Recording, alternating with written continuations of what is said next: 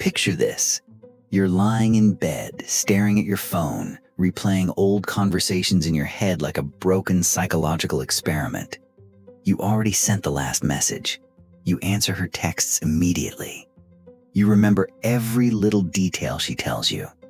You support her when she's emotional, reassure her when she's anxious, forgive her when she disrespects you, and slowly, without realizing it, your entire life begins orbiting around her approval. At first, she says you're different. She says you're sweet, safe, emotionally mature. But then something changes. Her replies become colder. Her energy shifts. She starts pulling away emotionally, even though you're giving her more than ever before. And one night, while staring at your phone, waiting for a message that never comes, you discover a brutal truth most men learn too late. Being needed is not the same as being desired. What I'm about to tell you, brother, will sound uncomfortable. Because modern men were raised on an illusion that loyalty guarantees attraction, that sacrifice creates respect, that if you become emotionally available enough, patient enough, understanding enough, a woman will naturally choose you forever. But human psychology does not operate on morality. It operates on biology, on emotional mechanisms, on hardwired survival instincts buried deep inside brain chemistry. And that is why so many good men end up confused, replaced, and emotionally destroyed. Every man wants to believe attraction is rational. It isn't. Attraction is ancient, primitive, subconscious.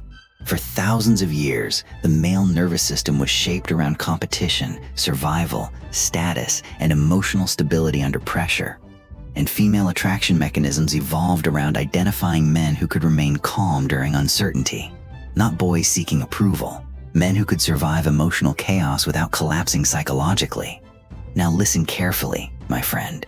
Kindness itself is not unattractive. Weakness disguised as kindness is.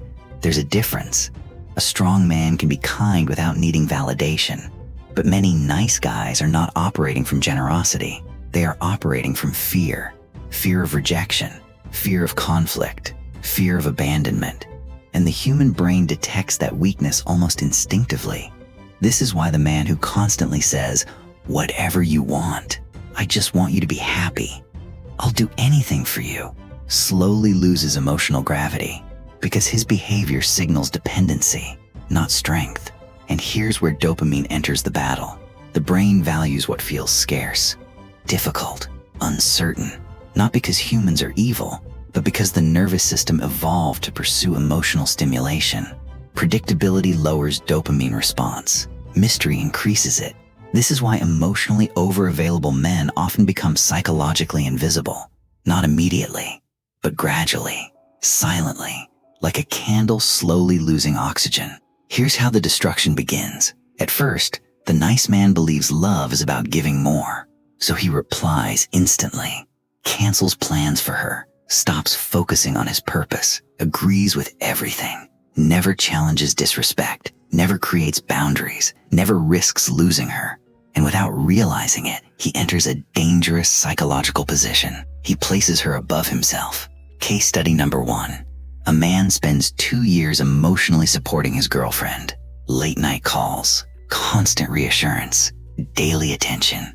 Meanwhile, he slowly abandons the gym, his ambition, his friendships, his mission. And eventually she says, "You've changed."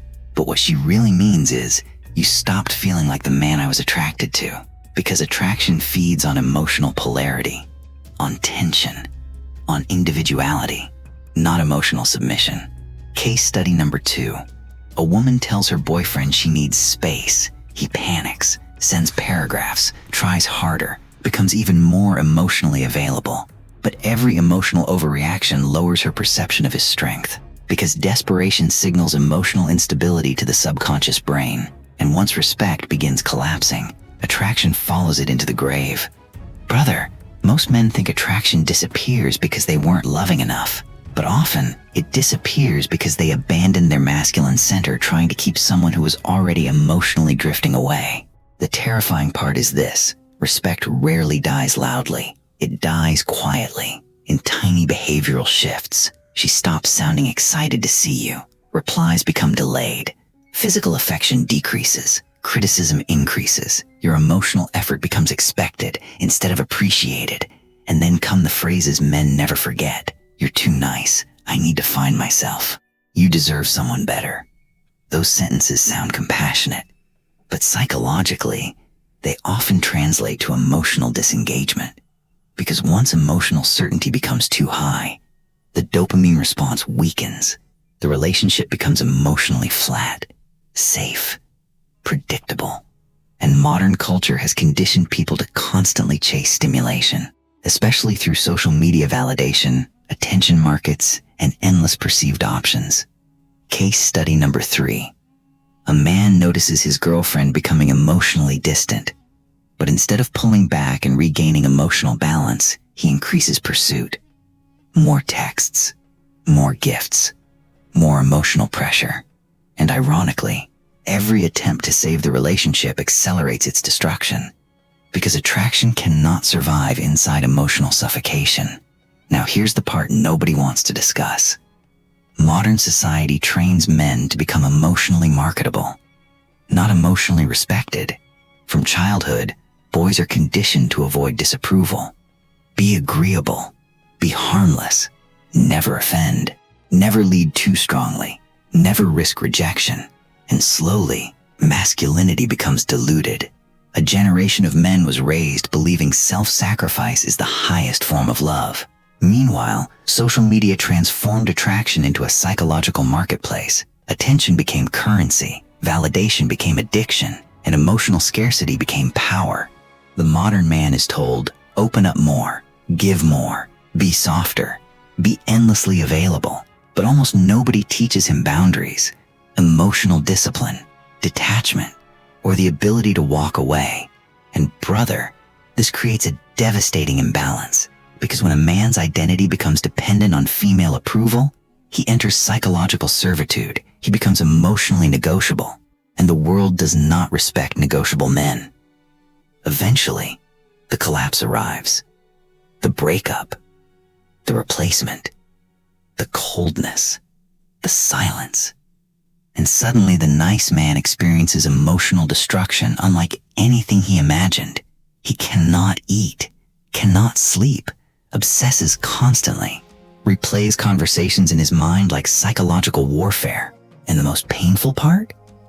Watching her become happier, calmer, more emotionally alive with another man.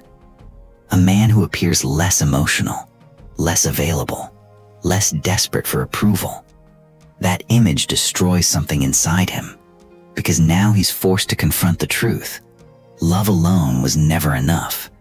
This is the moment many men either break permanently or awaken, because pain has a strange effect on masculine psychology. It either destroys identity or rebuilds it stronger than before. Here is the bitter truth, my friend. The problem was never kindness. The problem was self-abandonment. There is nothing weak about being good, nothing weak about loyalty, nothing weak about love. But when kindness comes from fear, it loses its value. Because relationships built on emotional dependency eventually collapse under their own weight. All men must eventually learn this. Respect comes before love. Boundaries create attraction. Neediness destroys mystery. And self-respect is the foundation of emotional power. Not manipulation, not cruelty, not toxic games, just emotional discipline. The ability to remain centered, even when emotions attempt to pull you into chaos. Because the man who cannot survive alone will always negotiate from weakness. So what is the solution? You stop building your life around validation. You rebuild yourself, physically, mentally, financially, spiritually. You return to your mission, the gym, your goals, your discipline, your purpose. You stop over-explaining yourself. Stop begging for understanding. Stop trying to convince people to value you. And something fascinating happens psychologically. The less dependent you become on external validation, the more emotional presence you develop. Because calmness signals strength. Purpose signals value. Detachment signals emotional stability. A masculine man does not chase endlessly. He chooses carefully. He gives kindness from abundance, not desperation. And most importantly, he learns to walk away from disrespect without emotional collapse. Brother, the goal is not to become cold. The goal is to become whole. To stop abandoning yourself, trying to earn love from people who were never capable of valuing sacrifice in the first place. Because the moment a man values himself more than validation, everything changes.